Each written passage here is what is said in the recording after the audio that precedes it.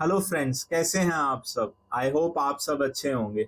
मेरा नाम है पीयूष वर्मानी और मैं हूं एक सेबी रजिस्टर्ड रिसर्च एनालिस्ट।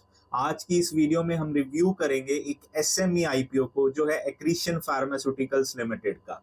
ये आईपीओ ऑलरेडी ओपन हो चुका है सब्सक्रिप्शन के लिए from 14th of May and will be getting closed on 16th of May.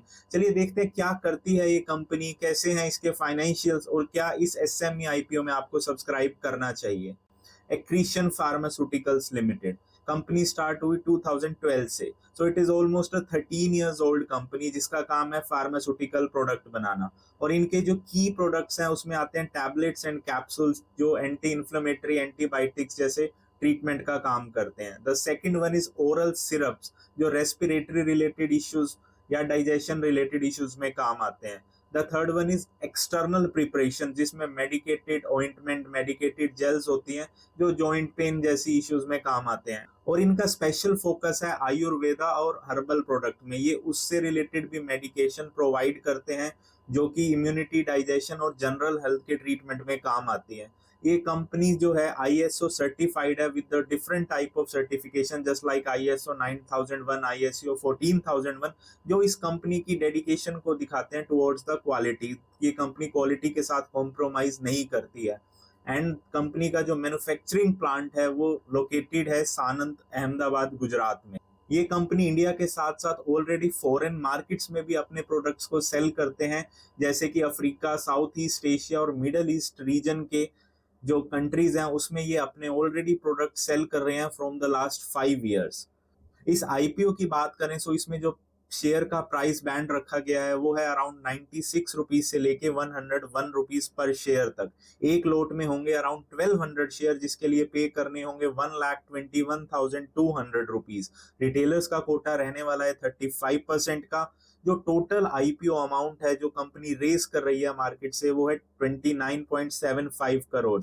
और ये सारा का सारा फ्रेश इश्यू है, इसमें कुछ भी कंपनी के एग्जिस्टिंग प्रमोटर्स या इन्वेस्टर्स के पास नहीं जाएगा। और कंपनी का कहना है वो ये सारा जो अमाउंट है वो यूज करना चाहते हैं अपनी इंफ्रास्ट्रक्चर फैसिलिटीज को बेटर करने के लिए, अपग्रेड करने के लिए, नई यूनिट इंस्टॉल करने के लिए और कुछ अपनी जो एग्जिस्टिंग रीपेमेंट बोरोइंग है उनको रीपेमेंट करने के लिए। कंपनी के फाइनेंशियल की बात करें तो वो ईयर टू ईयर बेसिस पर ग्रो कर रहे हैं। कंपनी के एसेट्स 22 एंड में थे अराउंड 17.7 करोड़ के, जो अब हो चुके हैं अराउंड 40 करोड़ के। कंपनी का रिवेन्यू भी 22 करोड़ से 35 करोड़ हो चुका है। प्रॉफिट आफ्टर टैक्स की बात करें तो जो 22 एंड में कंपनी का प्रॉफिट था वो था अराउंड 8 लाख रुपीस का, जो अब टच कर चुका है 5.2 करोड़ की फिगर। नेटवर्थ कंपनी की इंक्रीज हो रही है, reserves and surplus are also growing. Total borrowing company की एक कंसर्न बनी हुई है बिकॉज 22 एंड में कंपनी की जो बोरोइंग थी वो थी अराउंड 7.6 करोड़, जो अब हो चुकी है 13.7 करोड़। सो कंपनी की बोरोइंग काफी ज्यादा है इनके प्रॉफिट के कंपैरिजन में। इनकी debt to equity ratio stands out around eight 2.51। So ये एक मेजर कंसर्न है अभी के लिए। बट जो ये आईपीओ में अमाउंट रेज कर रहे हैं उसका कुछ पार्टी अपनी बोरोइंग्स को पे करेंगे, सो उसका इफेक्ट हमें देखने के लिए मिलेगा। इनके प्रॉफिट मार्जिन्स भी इंक्रीज करेंगे उससे। कंपनी ने अभी तक रिटर्न ऑन इक्विटी जो जनरेट करके दिया है that is around 72.5%, which is quite impressive. Company का जो पैट मार्जिन है that is around 11.5। Debt to equity हमने डिस्कस कर ही लिया। अभी तक जो प्रमोटर्स की इसके अंदर शेयर होल्डिंग है दैट इज अराउंड 100%। इस आईपीओ के रोल आउट होने के बाद जो पोस्ट इशू रह जाएगा वो होगी 73.48%। सो ये भी ठीक है, कोई ऐसा कंसर्न नहीं है इसके अंदर। सो कंपनी की स्ट्रेंथ की बात करें, इस कंपनी की जो सबसे बड़ी स्ट्रेंथ है वो है इनका एक्सपीरियंस स्टाफ। इनके जो प्रमोटर्स हैं, डायरेक्टर्स हैं, वो काफी एक्सपीरियंस्ड है इस फील्ड में एंड मोर देन 15+ ईयर से वो इसी फील्ड में इन्वॉल्व है। The second one is company के जो कस्टमर्स के साथ रिलेशन है वो काफी अच्छे हैं। पुराने टाइम के इनके कस्टमर्स आज भी इनके साथ इंटैक्ट है। इंडिया के साथ अब फॉरेन क्लाइंट्स भी इनके साथ जुड़ चुके हैं। कंपनी के जो पास जो आईएसओ सर्टिफिकेशन है वो भी इनको एक एज प्रोवाइड करती है ये प्रूव करने में कि they do not compromise with the quality. So associated risk की बात करें इस कंपनी के साथ, अभी पूरी इंडस्ट्री कंप्लीटली फ्रेगमेंटेड हो चुकी है। इसके अंदर कट थ्रोट कंपटीशन है। इनके प्रॉफिट मार्जिन्स पर भी अब इसका इफेक्ट दिखने लगा है बिकॉज यही सारे प्रोडक्ट्स बनाने वाली मार्केट में ऑलरेडी छोटी छोटी भी और काफी बड़ी बड़ी कंपनीज भी प्रेजेंट है।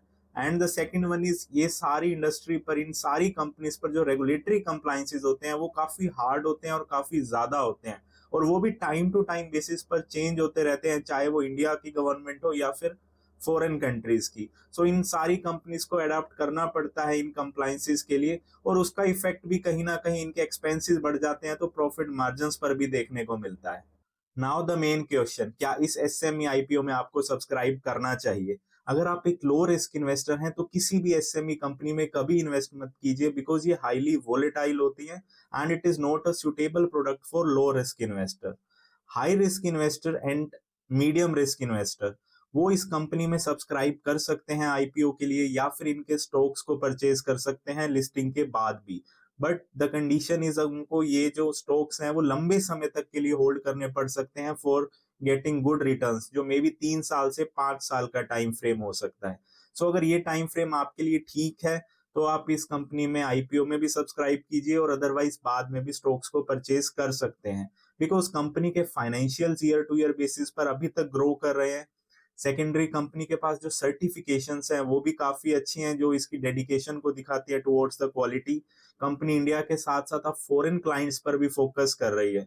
सो बट ईयरली बेसिस पर जो भी कंपनी के रिजल्ट्स आते हैं उसको जरूर मॉनिटर कीजिए, बिकॉज एसएमई कंपनी है तो उस रिजल्ट्स के साथ, कंपनी की ग्रोथ के साथ ही स्टॉक प्राइस बढ़ेगा, अदरवाइज नहीं। And the last thing is that जो लोग अभी इसको सिर्फ लिस्टिंग गेन्स के लिए इस आईपीओ को सब्सक्राइब करना चाहते हैं, सो उनके लिए अभी ये कुछ खास अट्रैक्टिव नहीं है। अराउंड 15 to 20% का ही लिस्टिंग गेन एक्सपेक्टेड है। सो रिस्क रिवॉर्ड यहाँ पर मैच नहीं होता है। अगर ये लिस्टिंग गेन्स अबव 40 या 50% जाते हैं तो हम इस एसएमई आईपीओ को सब्सक्राइब कर सकते हैं। सो आई होप ये वीडियो आपके लिए हेल्पफुल रहेगा। इस आईपीओ से रिलेटेड, इस कंपनी से रिलेटेड आपका कोई कमेंट है या आपका कोई डाउट है तो आप जरूर कमेंट कीजिए, I will surely answer to that. Thank you and do subscribe me for such meaningful content.